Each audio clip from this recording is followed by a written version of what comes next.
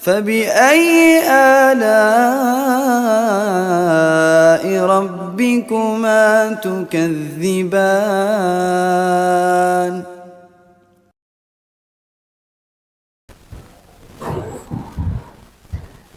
Satu.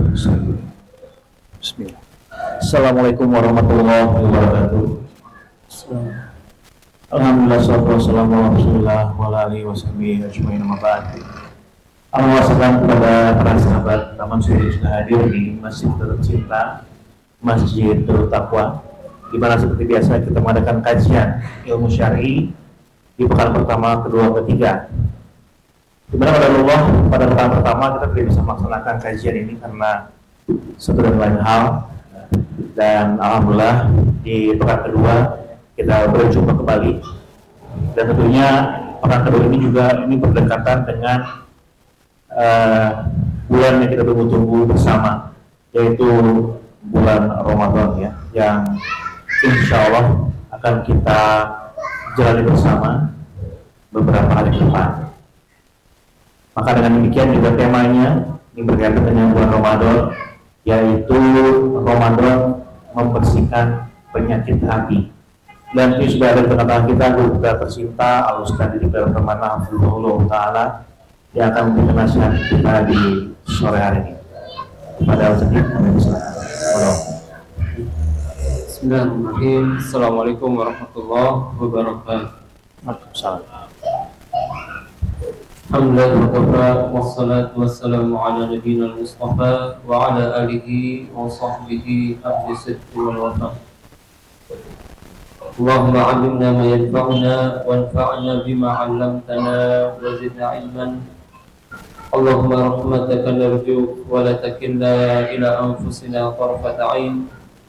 Allahumma la sahla illa ma ja'altahu sahla wa anta taj'alul hazna idza syi'ta sahla. Rabbi shrah li sadri wa yassir li amri wahlul 'uqdatam min lisani yafqahu qawli. Alhamdulillah, Allah Subhanahu wa taala mengumpulkan kita di majelis yang mulia, majelis ilmu, salah satu taman di antara taman-taman surga. Dan tidak terasa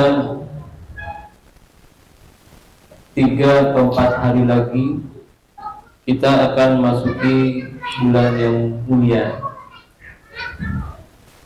Jadi sebelum itu kumaha daramang akan ada emas juga ya. Ada emas. Oh iya. Siap. Ya, mudah-mudahan data yang di belakang juga sehat semuanya. Tema kita kali ini yaitu bagaimana Ramadan bisa membersihkan hati. Dan tema hati ini adalah tema yang sangat penting, karena sejatinya perjalanan kita menuju Allah adalah perjalanan hati.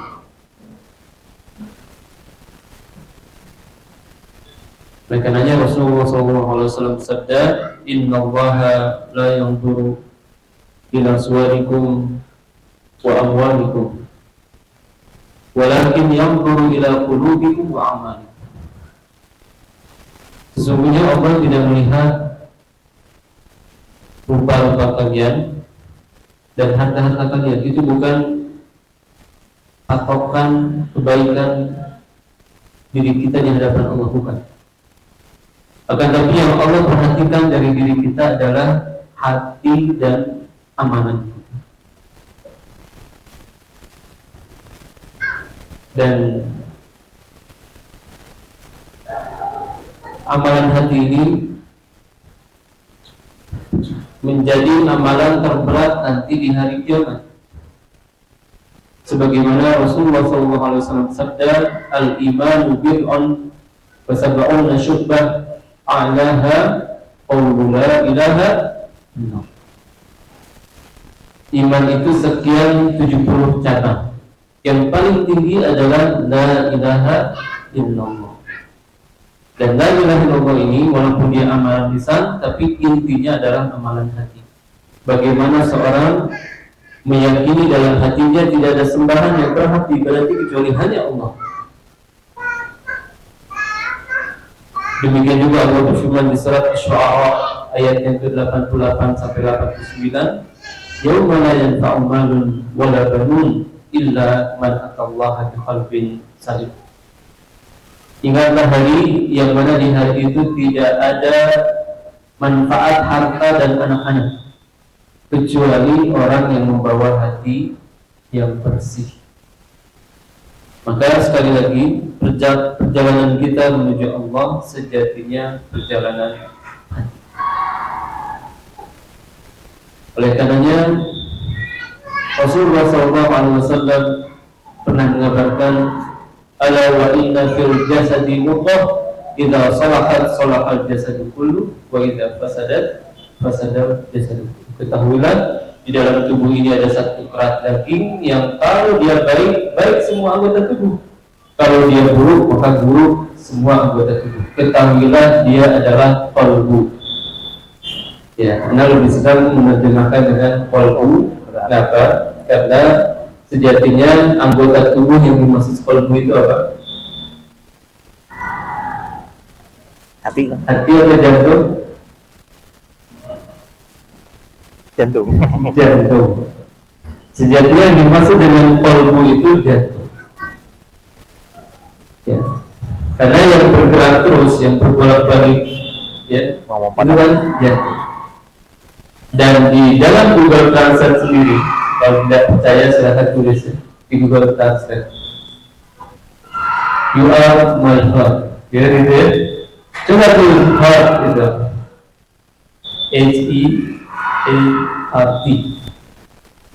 Apa keluar dalam bahasa Indonesia? Tulis dalam bahasa Inggris, terjemahkan ke bahasa Indo. Coba tulis di Google Translate. Kalau ada yang sudah keluar jawabannya, apa? Jantung. Apa jawabannya dia? Jantung. Google Translate sendiri mengabarkan bahwa hati itu jantung. Jadi itu lebih tepat. Anggota tubuh yang dimaksud dengan qalbu sejatinya adalah jantung, bukan hati. Tapi terkadang agak kita ya, jaga jantung.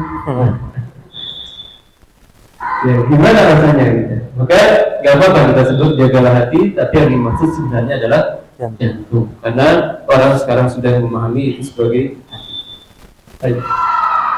Kemudian Abu Hurairah radhiyallahu anhu beliau juga pernah berkata, al-qalbu malikun wa lahu junud. Fa idza salaha al-malik salaha junuduh. Wa idza fasada al-malik fasada junuduh. Kata Abu Hurairah radhiyallahu anhu, hati adalah raja yang memiliki tentara. Jika sang rajanya baik, tentaranya baik. Jika sang raja ini rusak, maka tentaranya akan rusak. Ini asar ini diriwayatkan oleh Ibnu Abi Syaibah. Maka sekali lagi, membahas tentang hati ini adalah pembahasan yang sangat penting. Karena sebagian orang, terutama kalangan ikhwan kita, sebagian mereka sangat semangat kalau membahas tentang manhaj, akidah, tapi kalau berkaitan dengan pelembutan hati, terkadang mereka anggap ini kajian yang Mudah. ya terlalu lembek. Padahal sejatinya itu penting. Sejatinya itu penting. Bahkan Syekh Shalih Al-Sindi Hafizahullah Ta'ala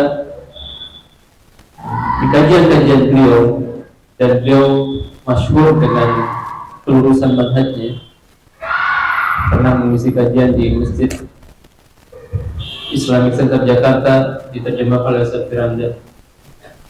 Kajian beliau mayoritasnya tentang hati. Kajian beliau mayoritasnya tentang hati. Dan ada kitab beliau yang sangat bagus, yaitu Fiqhul al-qulub. Bagaimana kita memahami hati. Ya, maka sekali lagi permasalahan hati adalah permasalahan yang sangat penting. Ya, kita harus memiliki perhatian banyak terhadap permasalahan. Dan sekarang kita sudah memasuki bulan Sya'ban, bahkan di akhir dari bulan Sya'ban. Dan Amr bin Qais al-Mullai, beliau pernah berkata, "Tuba liman aslaha nafsahu qabla Ramadan." Tuba liman aslaha nafsahu qabla Ramadan. Beruntunglah bagi hamba yang memperbaiki jiwanya sebelum masuk Ramadan. Beruntunglah bagi hamba yang memperbaiki hatinya.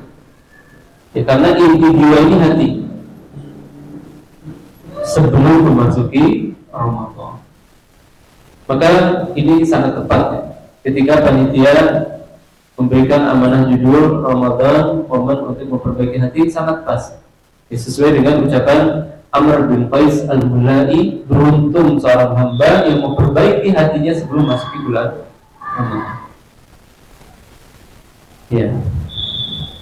Oleh karenanya, para ulama menjelaskan bahwa di antara hal yang harus kita persiapkan sebelum masuk ke bulan Ramadan, yaitu perhatikan hati, terutama perhatikan taubatnya hati kita.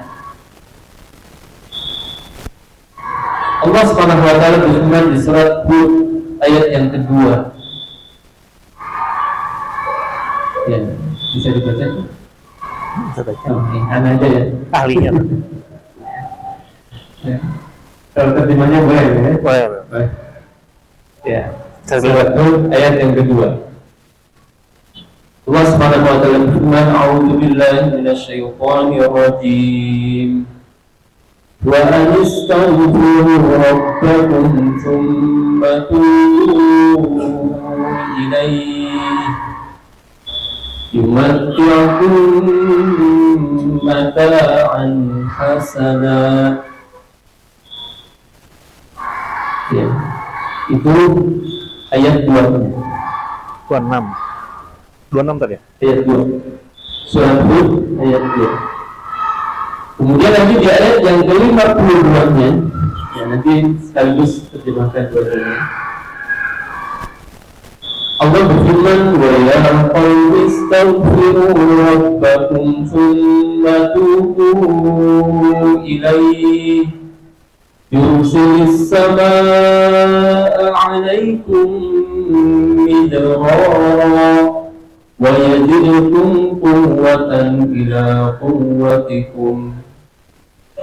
Ya, di ayat 52. Ya. Ini tadi ya? Ya. Jadi ayat yang kedua ya. Agar kamu tidak menyembah selain Allah. Sesungguhnya aku Muhammad adalah pemberi peringatan dan pembawa berita gembira darinya untukmu. Surat kedua. Hud yang kedua. Surat Hud yang kedua. Betul kan? Kita lihat dulu. Ya, para jemaah juga bisa sambil buka ya. Khawatir Anda yang salah tadi. Kalau 52 ayat 3. Ayat 3. Dan hendaklah kamu memohon ampunan kepada Tuhanmu dan bertaubat kepadanya. Niscaya Dia akan memberi kenikmatan yang baik kepadamu sampai waktu yang telah ditentukan. Dan Dia akan memberikan karunia-Nya kepada setiap orang yang berbuat baik.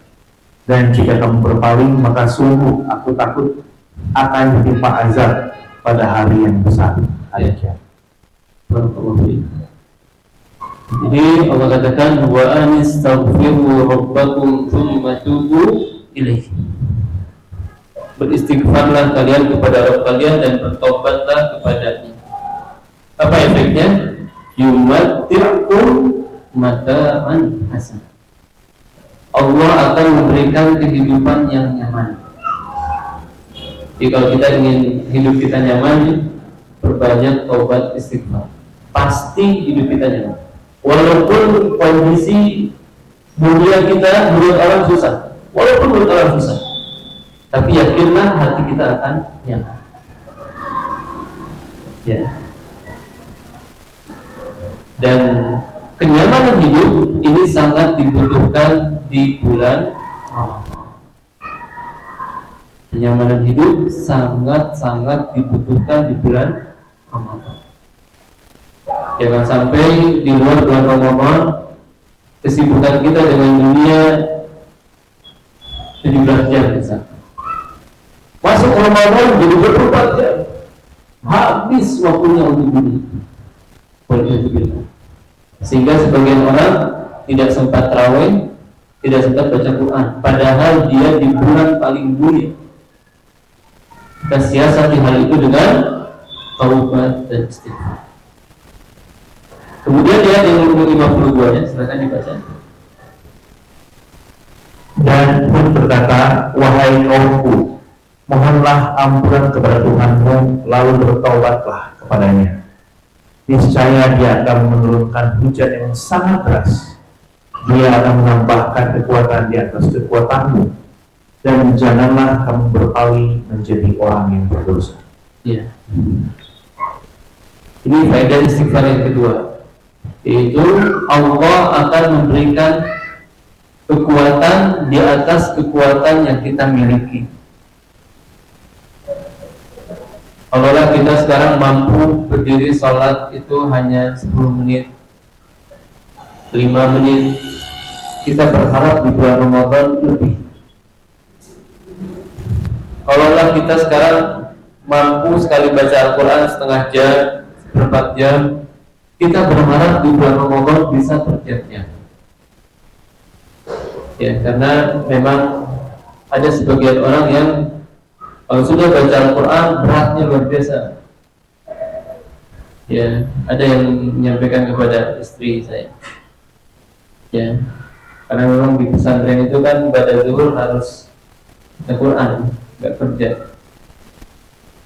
Itu kata dia, Bang, kok waktu kayaknya lama banget gitu. Iya. Sama tuh. Kok waktu kayaknya lama banget sampai jam 2 itu kayaknya lama. Sering orang-orang itu kadang lihat jam gitu ya. Akhirnya akan ngobrol. Karena kalau ngaji serasa lama itu ngobrol. Ya. Nah ini mudah-mudahan kita berlatih supaya tidak seperti itu. Dilatih ya. Karena memang berat. Allah katakan, Inna sanulqi 'alaika qawlan taqila. Sesungguhnya saya akan menghubungkan kepada Muhammad ucapan yang berat. Memang hukumnya, hukum asalnya Al-Quran ini berat karena isinya nasihat, isinya peringatan, itu Al-Quran. Ya, walaupun ada kabar gembira, tapi ketika lewat ayat-ayat peringatan, ayat-ayat nasihat, terkadang itu berat diterima oleh jiwa. Ya, belum lagi bacanya harus dengan tajwid, ya, itu juga yang berat. Tapi alhamdulillah kalau Anda bandingkan dengan bahasa Inggris masih jauh lebih mudah baca Al-Quran. Ya, pekan lalu Anda masih ingat ada kegiatan webinar internasional, karena di antara syarat lulusan kuliah kita itu harus webinar internasional 2 kali dalam bahasa Inggris. Latihan 2 kali, waktu bacanya satu teks 2 halaman. Anda baca ulang-ulang di hadapan guru bahasa Inggris. Pas sudah mulai ya, Pak Bandut, dia repot. Subhanallah. Lebih susah dari bahasa Arab, lebih susah dari tajwid. Ya, dan anak-anak sendiri pun, ya, Indonesia itu, nah suka tanya, lebih suka bahasa Inggris atau bahasa Arab? Kata dia, bahasa Arab. Alhamdulillah, sama kayak bapak. Ya, dia kalau bahasa Inggris itu bikin lidah gatal. Jadi kata dia kalau ngomong bahasa Inggris lidahnya gatal. Ya, jadi ya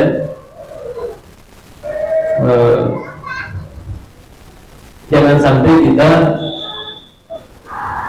ketika berat kemudian lepasnya, paksakan, karena yang namanya amal soleh itu perlu dipaksakan. Amal soleh itu bukan tergantung mood kita, tidak. Tapi yang namanya amal soleh itu harus dipaksakan. Sebagaimana Rasulullah SAW bersabda, "Huffatil jannah bil makari, wa huffatin nar bisyahwat."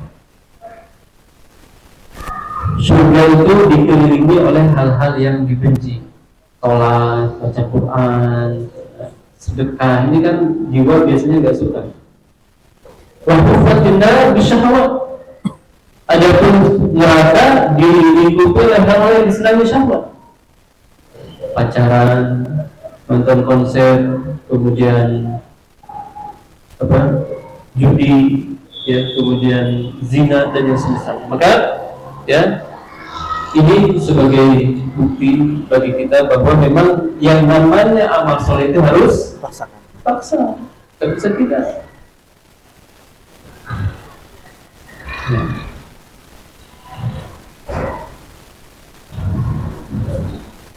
Nah, maka mudah-mudahan dari sekarang kita perbanyak istighfar kita.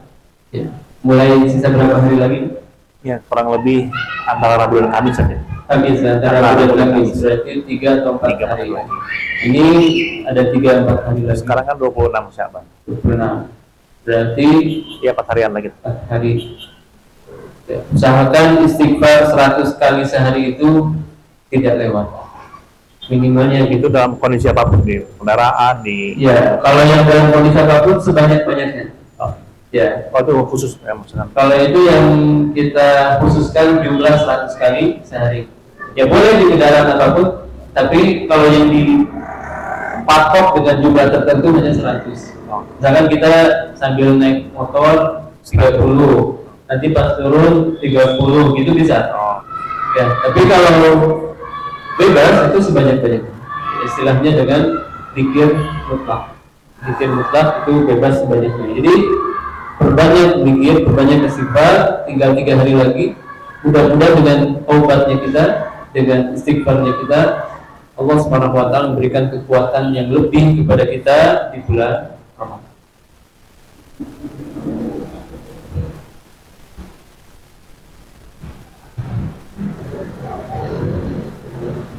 Nah, ke Ramadan merupakan bulan ubudiyah haji.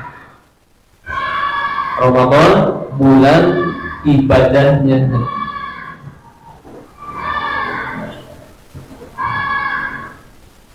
Dan karena memang hati ini hidup dengan ibadah. Tidak ibadah, mati dia. Persis hati ini seperti ikan.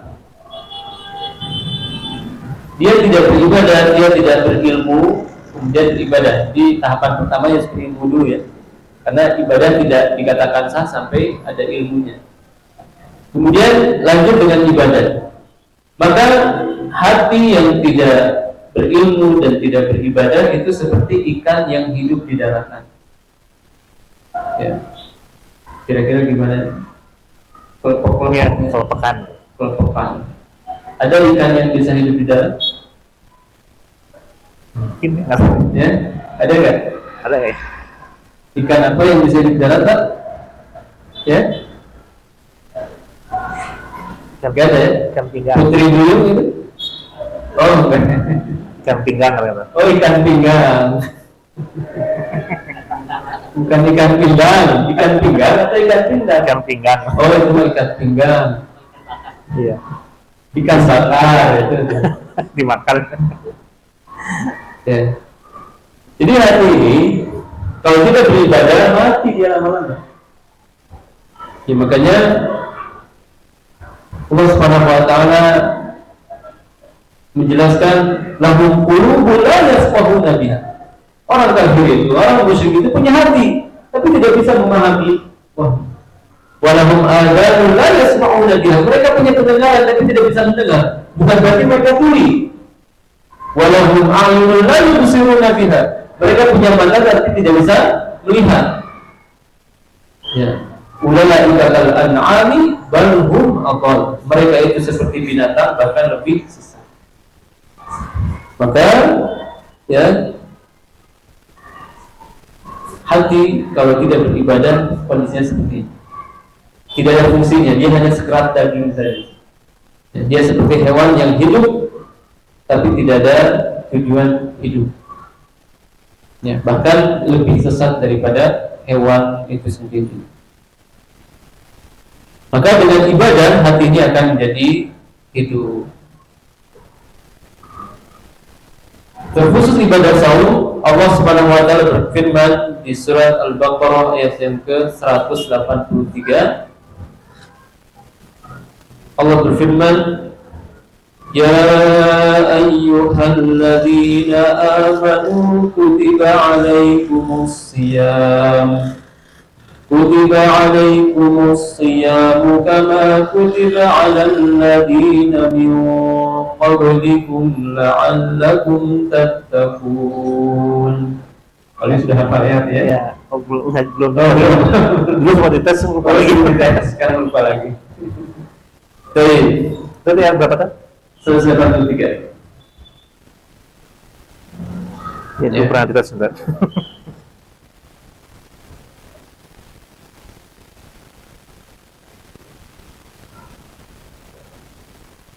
183 tadi. Ya. Wahai orang-orang beriman, diwajibkan atas kamu berpuasa sebagaimana diwajibkan atas orang sebelum kamu agar kamu bertakwa. Ya, berarti inti tujuan saum kita nanti adalah takwa. Takwa ini amalan apa? Hati. Jadi goalnya saum Ramadan kita itu amalan hati. Itu goalnya saum kita. Jadi jangan sampai salah tujuan ya. Sebagian orang salah tujuan. Apa tujuannya saum Ramadan? Supaya nanti perut saya mengecil. Nah, itu salah goalnya loh.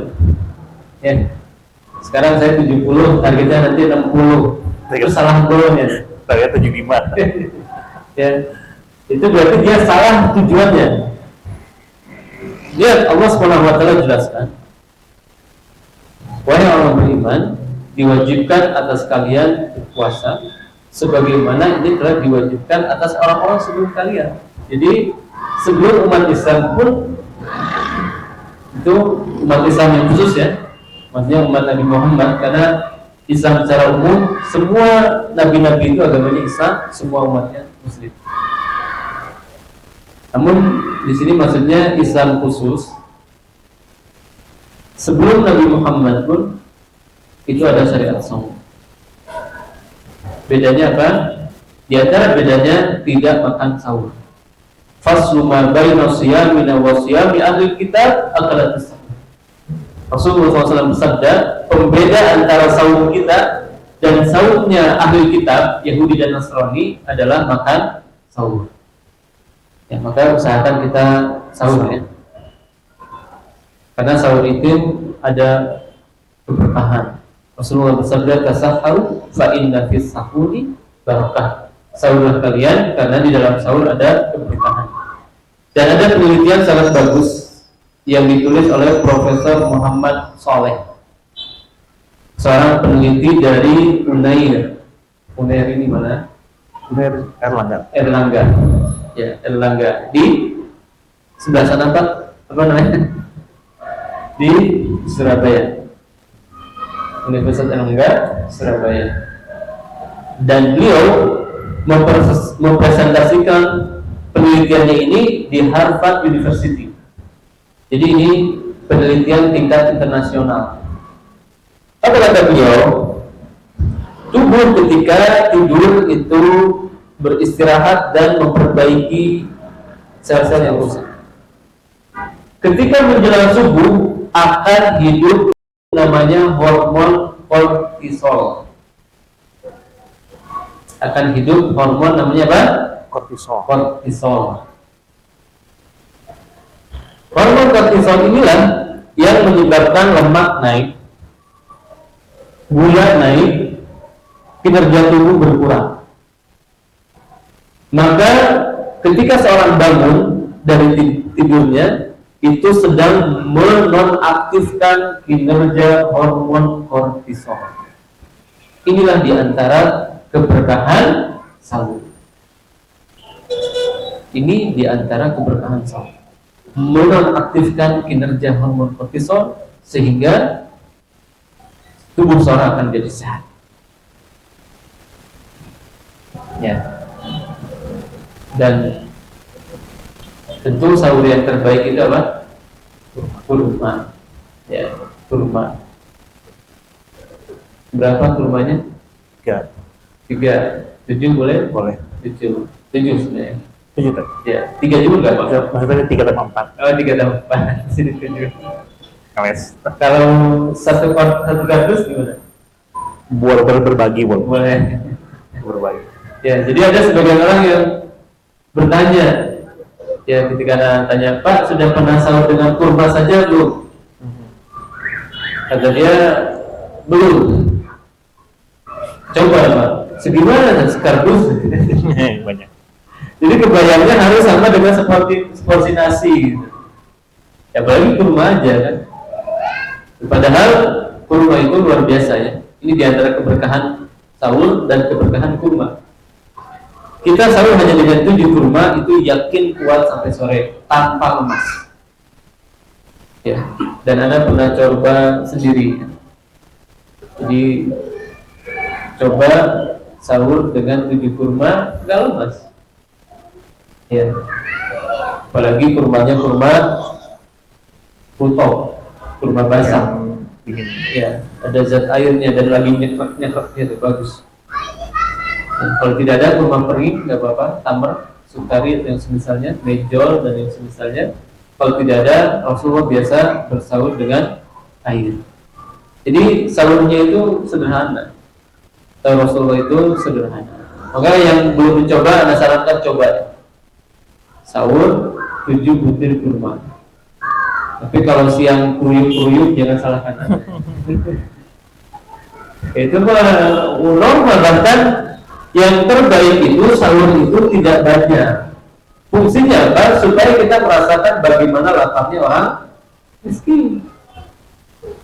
Ya, di antara kesalahan sebagian orang, di waktu malam dia makan terus. Banyak. Ya, jadi dia begadang makan terus. Nah, balas dendam. Siangnya kan nggak makan. Makan, ya. Nah, apalagi hari Ahad, hari subuh tidur, yang tidur, bangun sholat, tidur lagi nyambung asar, tidur lagi, ya jam 5 bangun keliling-keliling, buka. Ya. Subhanallah. Ya. Maka ini bukan inti sahur. Dia nggak sahur, maksudnya bukan nggak sahur dalam artian batal, tidak. Tapi inti sahur agar dia merasakan bagaimana perihnya orang miskin itu tidak ada. Dan di antara sunnah kita sedikitkan makan sahur, sedikitkan makan sahur supaya benar-benar nanti di waktu siang kita merasakan lapar. Ditafsirkan oleh sebagian ulama tafsir, wa hadza tabruzul ghayatul kabirah min as-shaum innaha taqwa. Demikianlah tujuan besar dari puasa jelas, yaitu takwa. Fa taqwa hiya allati tastayqir fil qulub. Takwalah yang bangkit di dalam hati. Ya. Di inti daripada saum itu adalah takwa. Wa hiya tuaddi hadhihi al-fariidhah ta'atan lillah wa itharan liridhah. Ia melaksanakan kewajiban ini dalam rangka taat kepada Allah, mengutamakan ridhoannya. Wa taqwa hiya allati tahris hadhihi al-qulub min ifsadi saum bil ma'siyah. Takwalah yang menjaga hati ini dari rusaknya saum dengan maksiat. Jadi saum kalau ditambahi oleh takwa, insya Allah gak ada maksiatnya, bersih dari maksiat. walau tilka allati tahjas fil bab, meskipun hanya sekedar yang terlintas dalam benak. Ini fungsi takwa. Terkadang kita ini bermaksiat dengan pikiran, ya, dan itu kadang terjadi ketika saum. Jadi jawarinya, anggota tubuhnya gak maksiat karena dia tahu, oh, nanti kalau maksiat orang-orang apa kata dunia, ini saum tapi maksiat. Akhirnya apa? Maksiat dia di pikiran. Maka kata seorang ulama tafsir, kata beliau, dengan takwa maksiat pikiran saja tidak akan terbayang. Maksiat di pikiran saja tidak akan terbayang, apalagi maksiat anggota tubuh. Jadi subhanallah, sebagian kaum muslimin ketika saum perutnya saum, tapi mata, penglihatan dan lisannya tidak saum. Ya, ngabuburitna nonton, kalau minggu ya nonton gosip, ya, itu ngabuburitna. Ya, bapak-bapaknya gapleh. Ini berarti dia nggak saum benda-benda tubuhnya. Ya, yang saum hanya perutnya saja. Padahal Nabi SAW mengatakan, "Rubba sha'imin laisa lahu min siyamihi illa al-ju'." Betapa banyak orang yang saum tidak mendapatkan dari saumnya kecuali hanya lapar saja. Itu bukan tujuan saum. Sekali lagi, tujuan saum adalah takwa, ya, bencinya hati dari maksiat, terbebasnya hati dari maksiat. Dan takwa itu, orang yang bertakwa itu tidak mesti benar-benar 100% bersih dari maksiat, tidak. Allah Subhanahu wa taala firmankan di surat Al-A'raf ayat 201. Al-A'raf ayat 201. Allah berfirman, innal ladzina taqaw idza massahum ta'ifun minasy syaitani tadhakkaru fa idza hum mubsirun. Ya. Ketemu jauh di bawahnya, di bawah Lagi ya. berselancar Ya. 211 lagi. 201. Oh, 201. Ya, silakan. Sesungguhnya orang-orang yang bertakwa apabila mereka dibayang-bayangi pikiran jahat atau berbuat dosa dari syaitan, mereka pun segera ingat kepada Allah. Maka ketika itu juga mereka melihat kesalahan-kesalahan. Ya, inilah sifat orang yang bertakwa. Orang yang bertakwa itu kadang ada pikiran untuk bermaksiat, dibisikkan oleh syaitan. Di ayat yang lain juga Allah Subhanahu wa taala katakan bahwa di antara sifat orang yang bertakwa, walladzina idza fa'alu fahishatan aw zalamu anfusahum dzakarullaha fastaghfaru lidzunubihim. Ya. Itu di surat Ali Imran ayat yang ke-135. Ya. Ali Imran ayat 135. Nah, Dapat? Ya, silakan.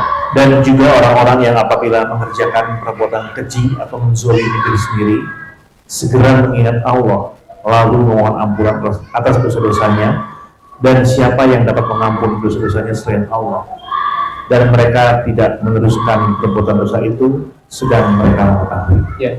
Ayat ini berbicara tentang sifat orang yang bertakwa. Ya, wasari'u ila maghfiratin min rabbikum dan seterusnya. Bersegera kalian menuju ampunan Allah yang ya dan surga yang seluas langit dan bumi yang disiapkan untuk orang-orang yang bertakwa. Kemudian Allah menyebutkan sifat-sifat orang yang bertakwa. Di antaranya itu ketika dia bermaksiat segera ingat Allah. Ya, jadi sifat orang yang bertakwa itu tidak mesti bersih 100% dari dosa, tidak. Terkadang dia berdosa. Itulah sifat orang yang bertakwa. Tapi segera ingat Allah. tidak terus-menerus dalam maksiat. Ya.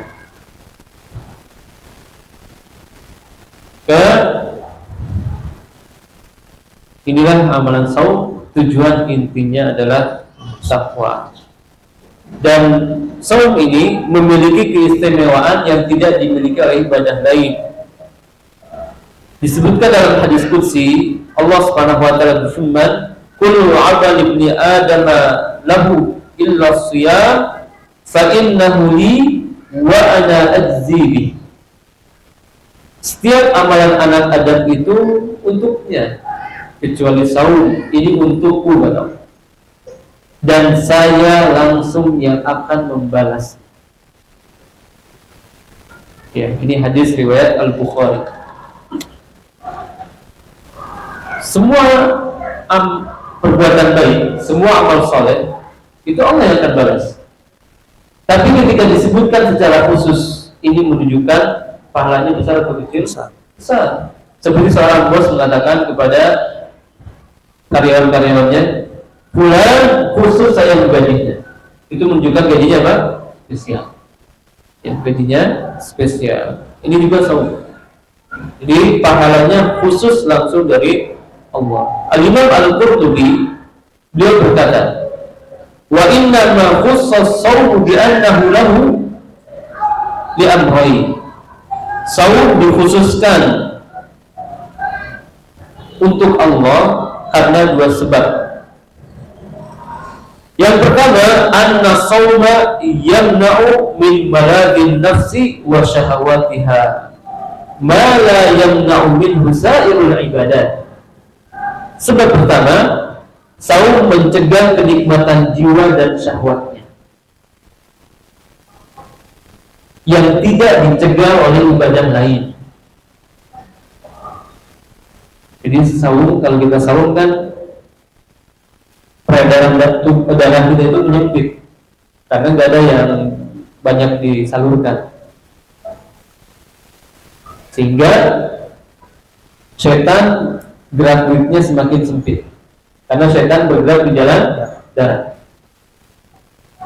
Maka kata Imam Al-Qurtubi, tidak ada ibadah yang bisa menahan hawa nafsu melebihi saum. Ini sebab pertama. Sebab yang kedua, anna sauma sirrun bainal 'abdi wa rabbih la yadhhar illa lah. Saum itu ibadah rahasia antara seorang hamba dengan Rabb-nya, tidak tampak kecuali kepada Allah. Jadi yang mengetahui benar-benar seorang itu saum atau tidak, ya Allah. Walaupun mungkin bibir pecah-pecah, kering, lulus gitu ya, tapi ya dia pernah berniat buka. Perhatikan para jemaah, niat buka itu membatalkan. Walaupun baru niat, walaupun belum buka, niat buka itu membatalkan saum. Dan ini siapa yang tahu? Allah Subhanahu wa ta'ala. Ya, atau misalkan anak-anak ya, biasanya anak-anak tuh ketika lihat adiknya jajan kan, oh adik saya jajan nih, nah, langsung kamar mandi ya. Itu siapa yang tahu? Allah Subhanahu wa ta'ala. Maka saum ini adalah ibadah yang sifatnya rahasia. Tidak ada yang mengetahui hakikat seorang masih saum atau tidak kecuali hanya Allah Subhanahu wa ta'ala, dan mungkin kemudian setelah itu para malaikat. Kemudian saum juga memberikan kebahagiaan. Nah, ini diantara sebab atau amalan yang berkaitan dengan hati kita dengan saum, yaitu saum akan memberikan kebahagiaan. Rasulullah SAW bersabda, "Lis-shaimi farhatan yafrahuhuma. Idza aftara fariha wa idza laqiya rabbahu fariha bisawmi." Bagi orang yang saum ada dua kebahagiaan. Yang pertama, ketika dia berbuka, bahagia karena sudah menyempurnakan ibadah, bukan karena sudah terbebas bisa makan lagi, bukan. Dimaksud bahagia itu adalah karena saya sudah menciptakan suatu ibadah. Ya. Bahkan seorang ulama itu mengatakan ketika sahur, ketika musim Ramadan tidak ada waktu yang saya sesali atau yang saya agak berat itu kecuali pas buka sahur. Ya. Jikalau bukan karena perintah dari Rasulullah untuk menyegerakan buka, ya tentu saya ingin mengakhirkan saja. Jadi sampai seperti itu sebagian ulama, ya dia sudah terlalu sibuk hatinya dengan beribadah sehingga menganggap berbuka itu beban. Ya. Tapi karena itu perintah, ya maka dia harus menjalankannya. Maka sekali lagi kebahagiaan ketika berbuka itu bukan karena kebahagiaan lagi makan cendol, ya kebahagiaan lagi makan risoles, bukan. Tapi kebahagiaan karena sudah menggunakan ibadah kepada Allah Subhanahu wa taala. Kemudian yang kedua, kebahagiaan ketika bertemu dengan Allah, melihat bagaimana besarnya pahala saum. Bahagia dia.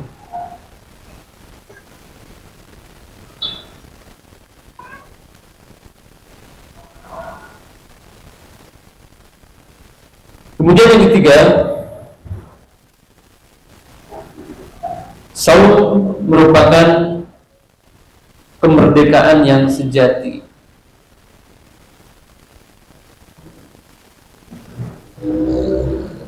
Karena dengan saum sejatinya dia merdeka dari kekangan hawa nafsu.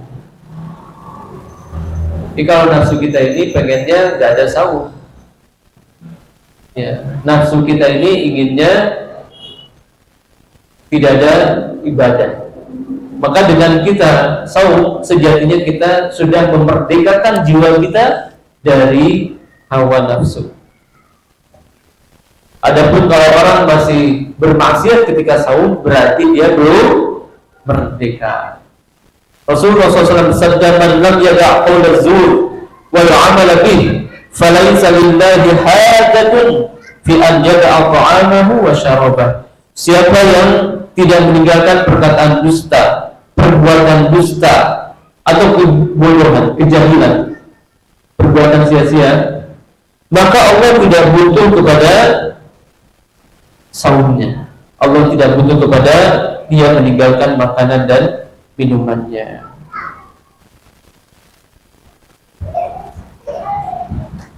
Ya.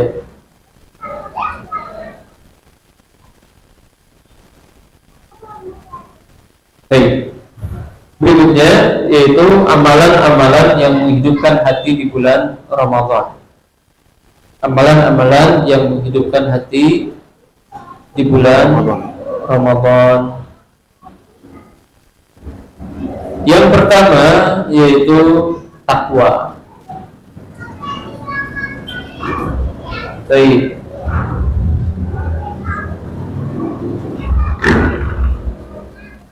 Siapa yang bisa menyebutkan pengertian takwa terbaik? Silakan. Silakan mungkin yang di sini. Pengertian takwa Yang terbaik. yang terbaik. Kita pilih yang terbaik. Ada beberapa jawaban. Kita pilih yang terbaik. Ada yang mau jawab silakan. Ada? Boleh. Oh nyantai dulu juga boleh ya? Ya boleh. Boleh Iwan dulu. Silakan. Ada yang mau jawab? Pak? Silakan. Kayaknya menjawab. Udah ada di kepalanya. Malu-malu. Udah nah. Biasanya Pak Randy nih sudah jawab.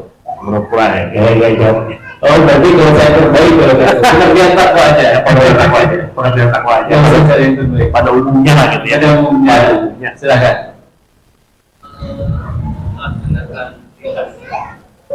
Kenapa? Melaksanakan perintahnya, menjuarakannya. Baik, ya, bisa. Itu di antara pengertian takwa disebutkan oleh Qaul bin Habib, "Anta'amala bi ta'atillah ala nurin Allah tarju sawaballah." Engkau melakukan di atas ilmu berharap pahala. Itu yang tadi ya. Dan engkau meninggalkan maksiat di atas ilmu, takut dosa, takut azab. Itu pengertian takwa menurut Thawb bin Habib. Ya, dan itu pengertian terbaik. Itu pengertian terbaik.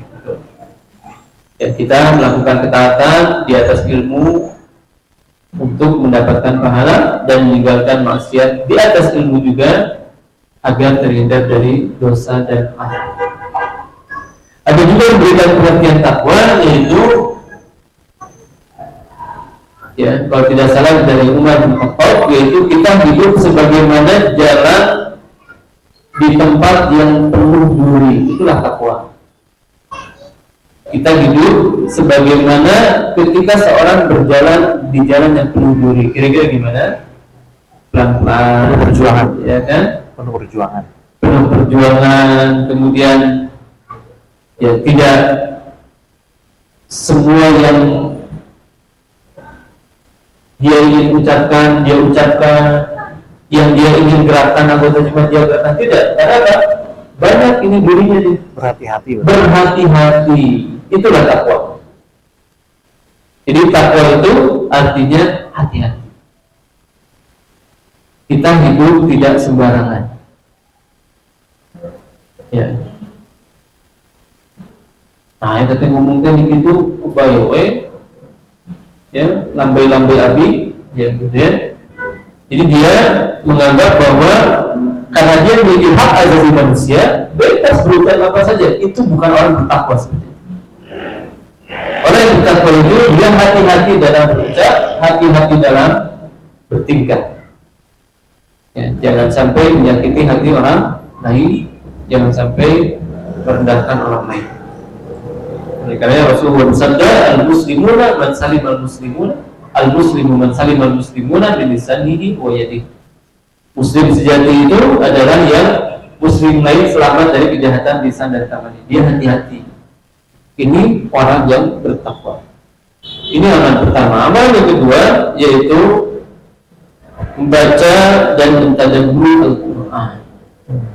Agar hati kita bersih keluar dari bulan Ramadan, baca dan tadabburi Al-Qur'an. Ya. Al-Imam Syafi'i beliau menghatamkan Al-Quran sehari berapa? 2 kali. 1 hari. Sehari 2 kali. 1 bulan 60 kali, bayangkan. Kayaknya di zaman ini nggak ada yang seperti itu ya. Al-Qamah menghatamkan setiap 3 hari sekali. Al-Imam Al-Bukhari menghatamkan setiap 3 hari sekali. Dan kalau kita buka sejarah para salaf, paling lambat mereka menghatamkan itu 10 hari sekali. Berarti kalau bulan Ramadan minimalnya 3 kali hatam. Kalau 10 hari sekali itu. Kalau 10 hari sekali. Kalau 3 kali. Ya? Kalau 3 hari sekali. Kalau 3 hari kan berarti 10 kali hatamnya. Mungkin tidak hatam Al-Quran sehari 2 kali. Oh itu mah jomblo itu ada yang bilang dia. Iya. Mungkin Mbak. Ya di YouTube ada orang yang menghatamkan Al-Quran hanya 7 jam setengah. Hatam Al-Quran 7 jam setengah. Ya, ini namanya Muhammad Diban. الذين كفروا سواء عليهم أأنذرتهم أم لم تنذرهم لا يؤمنون ختم الله على قلوبهم وعلى سمعهم وعلى أبصارهم غشاوة ولهم عذاب عظيم إن من الناس من يقول آمنا بالله واليوم الآخر وما هم بمؤمنين يخادعون الله والذين آمنوا وما يخدعون إلا أنفسهم وما يشعرون في قلوبهم مرض فزادهم الله مرضا ولهم عذاب أليم بما كانوا يكذبون. Ya, jadi Ahmad Diban, ya. Mahasiswa UIN, entah sekarang sudah lulus atau tidak ya. Dulu ketika ada di sana beliau S2. Pernah satu pekerjaan di Hay'ah Amr bil Ma'ruf wa Nahyi 'anil Munkar. Jadi di sana itu ada lembaga Amr Ma'ruf Nahi Munkar. Dulu ada pernah tugas di sana ngusirin orang-orang yang enggak mau tutup tokonya ketika waktu yang naik mobil itu. Dia naik mobil keliling-keliling ya. Iya. Salam. Nah, itu kerjaan gitu. Ya. Karena di sana kalau buka waktu azan masih buka denda bisa tutup semuanya. Luar biasa. Di kita kayaknya nggak ada. Belum sampai sana. Belum sampai sana. Nah, beliau ini luar biasa. Setiap hari bawa buku yang berbeda. Anak tanya, emang buku yang mana udah beres? Udah. Jadi bacanya cepat. Buku apa? Buku biasa, buku bacaan, kitab. Ya. Ternyata ya anak pas tahunya di sini, oh beliau pernah menghatamkan Al-Quran walaupun mungkin diskaliguskan ya. Ya diskaliguskan mungkin kalau dia rekamnya berkali-kali. Tapi ternyata bisa. Orang di zaman sekarang saja dengan bacaan seperti itu masih ada tajwidnya. Jadi kalau kita lihat dari awal alif lam mim itu masih ada. Ya, walaupun cepat. Dan beliau itu orang Somal itu Afrika. Ya, itu kayak kalau di kita orang Papua. Kalau orang Papua ngomongnya gimana coba? Ya, atau yang beta gimana? ya gitu nah. Gimana? Gitu. Nah, itu ya. Gimana kan? Gampang Itu kan cepat ya. Ya. Bicaranya cepat. Itu orang Sumatera. Jadi dia persis kayak orang Papua di kita. Bicaranya cepat. Saat Firanda itu masih ada efek Papuanya. Iya, Papua. Ketika bicara agak cepat. Nah itu ya beliau menghatamkan Al-Quran 7 jam setengah. Ya, kalau mau lihat di YouTube dalam bahasa Arab Al-Quranul Karim kamilan sab'a sa'at tuhan. Ya, Quran sempurna 7 jam setengah. Jadi mungkin yang dilakukan Imam Syafi'i mungkin ya bukan dongeng. Tinggal kekuatan hati saja gimana. Kadang kita makan setengah jus dulu. Sorry. Sesurat juga kan.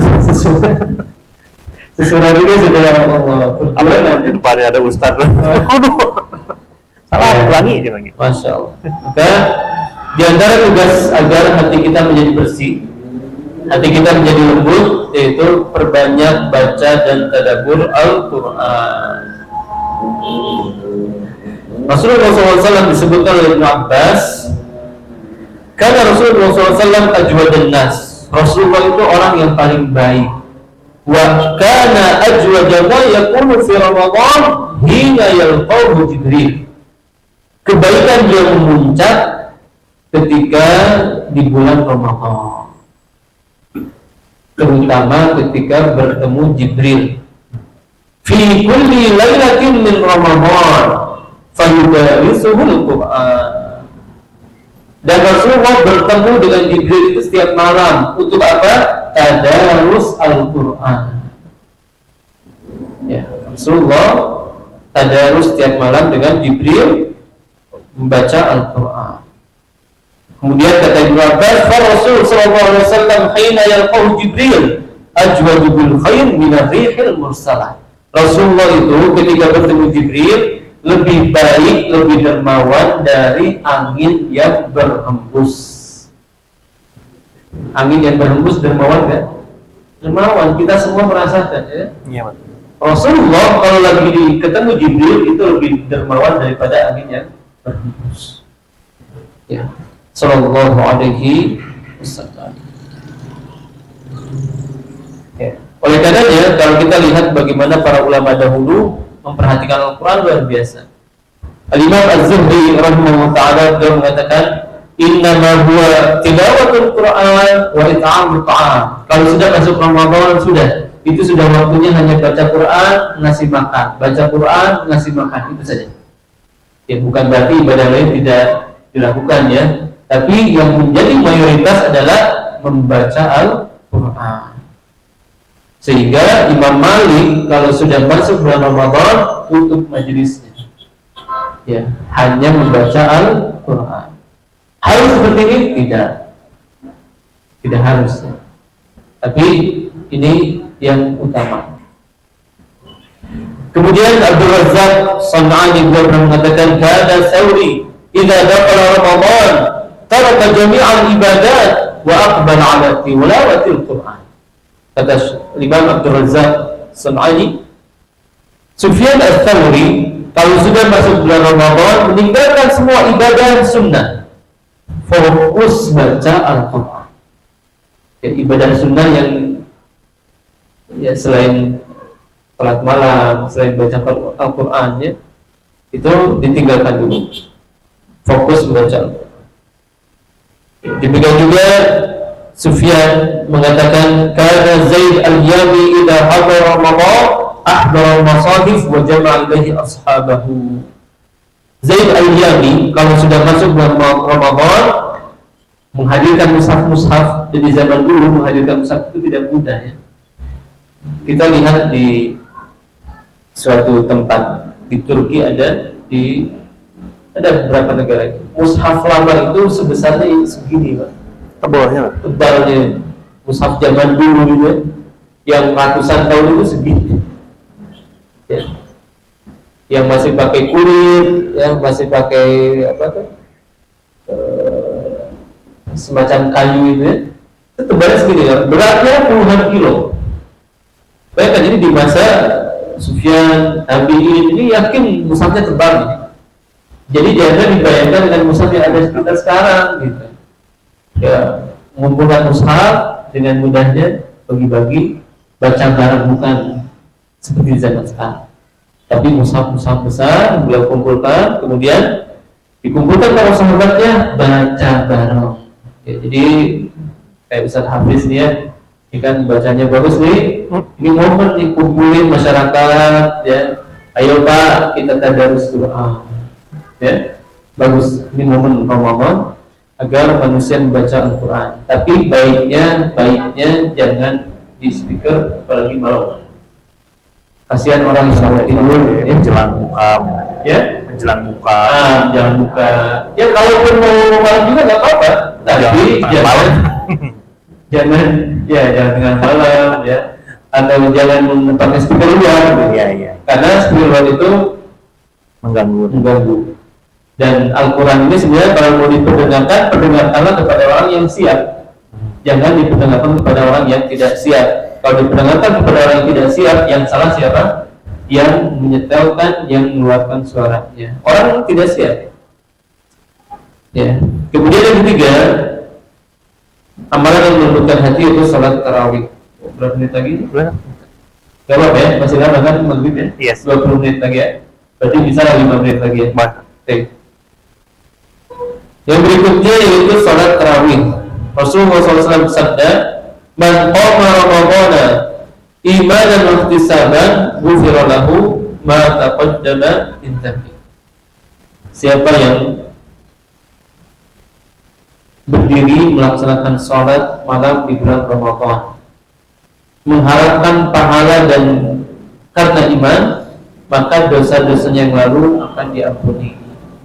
Kalau dosanya diampuni berarti hatinya bersih tidak? Bersih. Tanda Allah mengampuni seorang itu hatinya bersih. Ya, maka di antara amalan yang membersihkan hati kita yaitu salat malam di bulan Ramadan. Ya. Dan yang terbaik adalah berjamaah bersama imam. Kecuali kalau tidak kondusif, boleh sendiri. Kecuali kalau sedang safar, boleh sendiri. Dan kalau bisa jangan absen tarawih. Rasulullah SAW pernah bersabda ketika beliau tarawih 23 sepertiga malam, 3 jam setengah kalau zaman sekarang ya. 24 tidak keluar karena khawatir diwajibkan, 25 tarawih lagi setengah malam. Bayangkan 5 jam setengah. Kalau di zaman sekarang mungkin orang sudah kabur ya. Jadi tinggal imam sendiri. Di belakang udah pulang semua. Ya, kata Abu Dhar, ya Rasulullah, lau nafalta baqiyata lailatina hadhihi. Ya Rasulullah, kenapa tidak kita habiskan semua waktu kita untuk salat? Ya, diajak setengah malam, maunya semua malam. Itulah para sahabat. Kalau kita diajak setengah malam, besoknya demo. Jadi imam harus diganti, ya gitu ya. Jadi para sahabat ketika diajak salat malam setengah malam 5 jam lebih, kata beliau, kenapa tidak kita habiskan semua malam untuk salat? Apa kata Rasulullah? Ya Abu Dhar, innahu man qama ma'al iman kutiba lahu qiyam alaih. Wahai Abu Dzar, sesungguhnya yang berdiri salat bersama imam hatta yang sahih sampai selesai, kutiba lahu qiyam alaina, dicatatkan baginya pahala salat semalam suntuk. Apalagi kita dapat pahala salat semalam suntuk kecuali di bulan Ramadan. Tunggu ya. Ya, kecuali di bulan Ramadan. Pahala salat semalam suntuk besar tidak? Sangat besar. Ya, Rasulullah SAW mengatakan siapa yang salat dengan 10 ayat baginya pahala sekian-sekian. Siapa yang salat dengan 50 ayat baginya pahala sekian-sekian. Siapa yang salat dengan 100 ayat karena kemudian muqaddari, dia termasuk orang yang mendapatkan tumpukan pahala.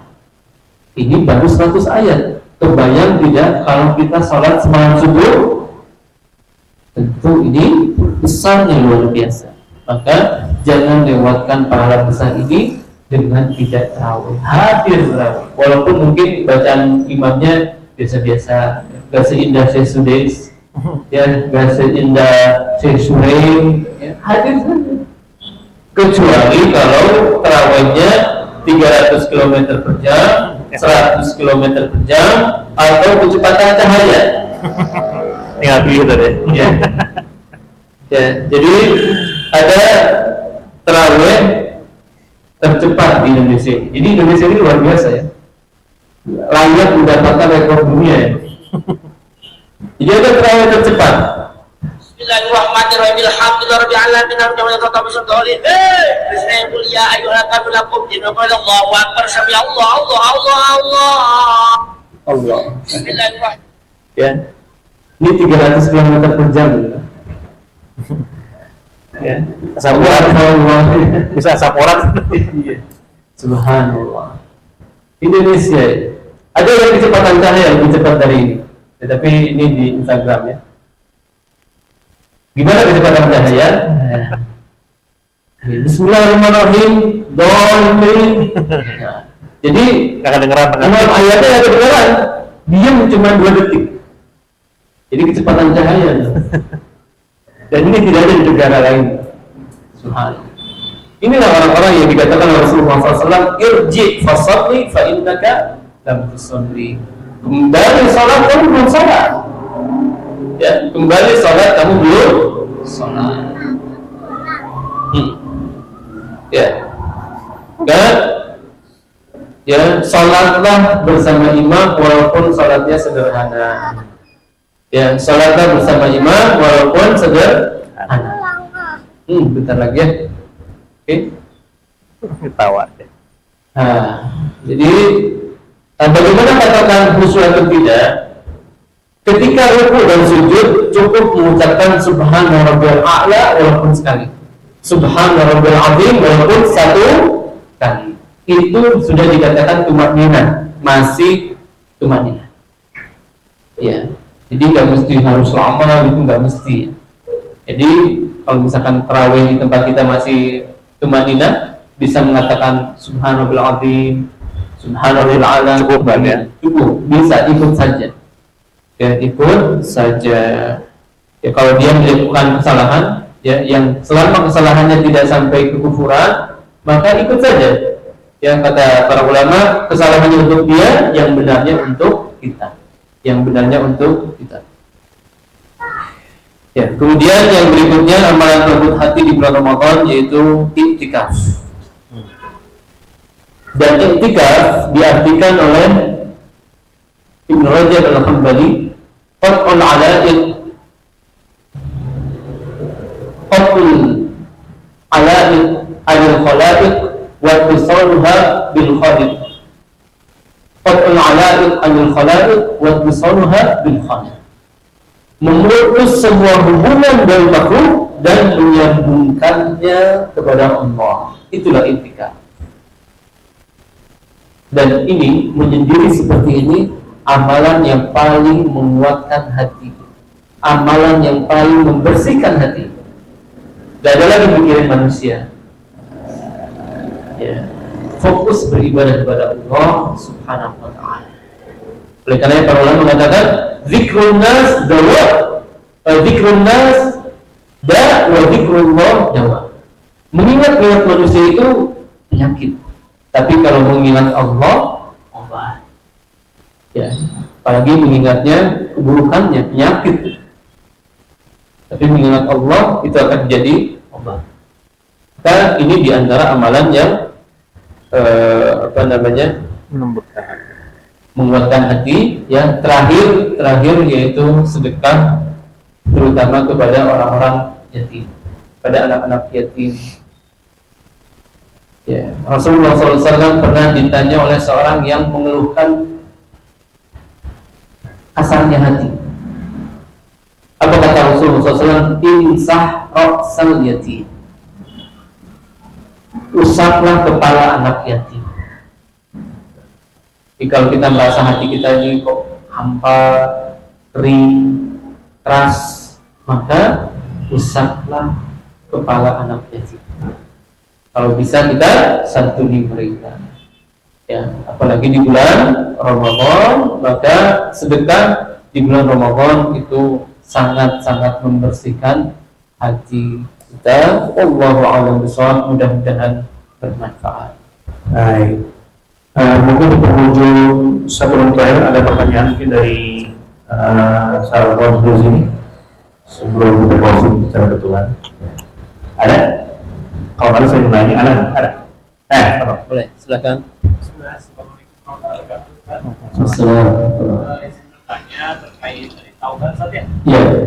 Kan apa ya? Taubat itu takut kepada Allah, tidak mengulangi lagi. Nah, saya ingin bertanya tentang cara apa saja selain beristighfar, meminta ampun dan tidak mengulanginya lagi. Kan yang suka saya dengar ada salah taubat. Itu tuh apakah memang dibenarkan dalilnya, dan jika kalaupun memang dibenarkan, tata caranya dan apa ya, waktu atau apanya gitu? Iya. Apa hanya sekian saja? Iya. Jadi betul ya, ada istilahnya salat taubat, itu benar ada, tapi tata caranya yang banyak terjadi kesalahan.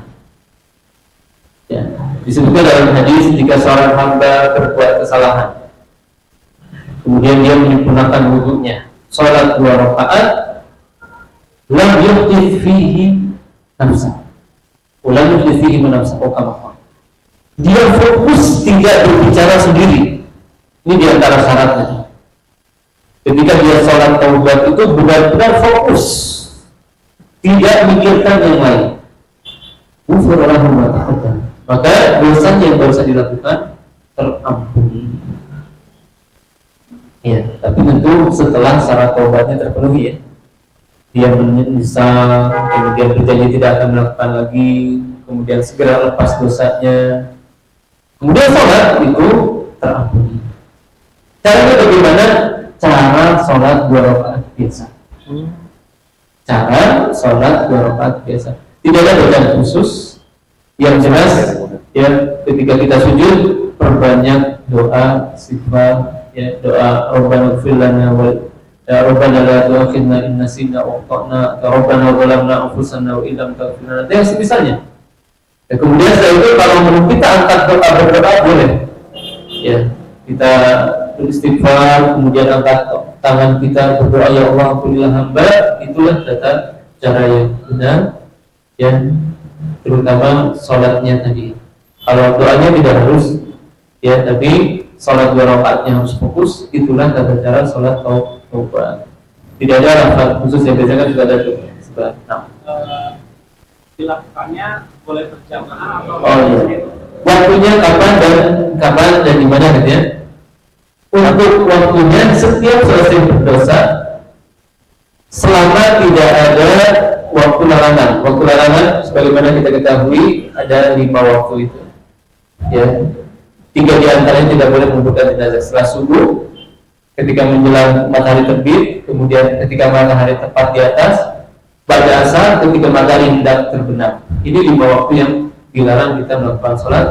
Maka kalau di waktu itu kita akhirkan sampai lepas dari waktu larangan. Atau harus berjamaah asalnya sendiri. Karena ketika itu kita akan menyesali dan menangis. Kalau jamaah biasanya agak susah. Ya, kalaupun menangis biasanya khawatir ria. Dia khawatir ria. Jadi yang terbaik sendiri saja. Wallahu a'lam. Baik, saya sedikit pun dari Sedikit. Tadi kan dikatakan untuk bahwasannya pada saat ini kan mungkin mendekati bulan Ramadan. Ada sholat tarawih ya, di mana kita boleh mengikuti selama imam itu dengan syarat-syarat tadi. Ya. Nah, ada sempat ngobrol juga ketemu mungkin sahabat tahun juga pengen tahu. Suka ada imam yang tarawih dulu sebelum amin, atau gimana? Ya, itu termasuk kesalahan ya, kesalahannya untuk dia. Ya, kesalahannya untuk dia termasuk yang di masjid-masjid itu ada yang ahlulan.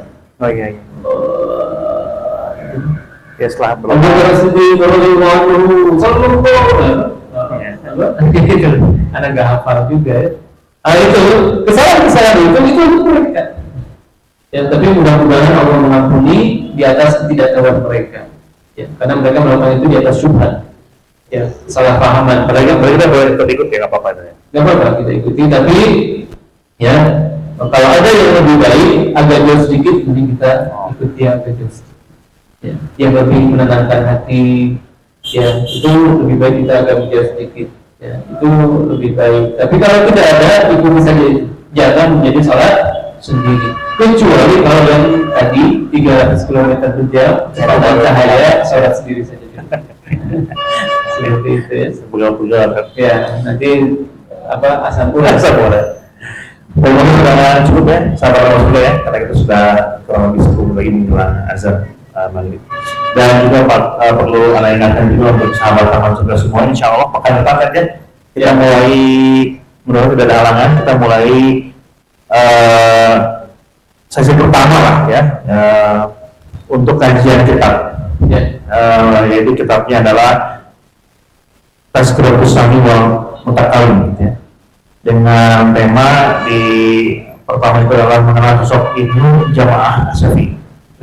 Insya Allah nanti akan dimulai pekan pertama. Jadi setiap pekan ketiga kita akan mengadakan kajian kitab Tazkiratus Sami wal Mutakalim. Insya Allah bersama Ustaz Hafiz ya. Insya Allah setiap pekan ketiga ya. Kemudian bisa ngerasain lagi. Dan mudah-mudahan nanti untuk kemarin juga ada beberapa dari sahabat termasuk Da'wah yang menanyakan kitabnya itu bisa beli di online. Banyak sekali. Banyak. Mungkin juga para sahabat termasuk Iman juga bisa beli di online, bisa mengikuti lebih nyaman lagi kalau ada kitabnya tadi. Baik, kita cukup sampai sini. Insya Allah kita bertemu lagi di panel 3 di kita kajian kitab. Kita tutup dengan Muhammad Tulis sesudah Allah. Assalamualaikum warahmatullahi wabarakatuh.